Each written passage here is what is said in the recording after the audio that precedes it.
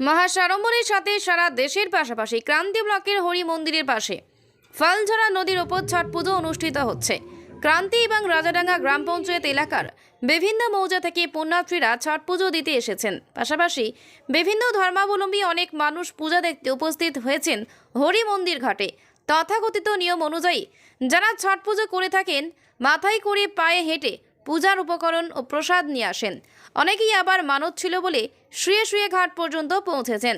ক্রান্তি police প্রশাসন, ক্রান্তি block প্রশাসন এবং স্থানীয় প্রধান পঞ্চায়েত তৎপরতা ছিল চোখে পড়ার মতো।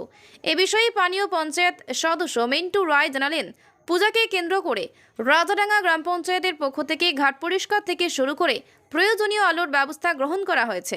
পূজা কমিটির পক্ষে সঞ্জীব কুমার সিং জানালেন, প্রতিবারের ন্যায় এবছরও হরি মন্দিরের সামনে ফালঝরা নদীর ঘাটে ছট পুজো অনুষ্ঠিত হলো গ্রাম পঞ্চায়েতের সহায়তায় এবং পুলিশ প্রশাসন উপস্থিত থাকায় তিনি সকলকে ধন্যবাদ জানাবেন। ক্রান্তি থেকে এমডি রসেলের রিপোর্ট।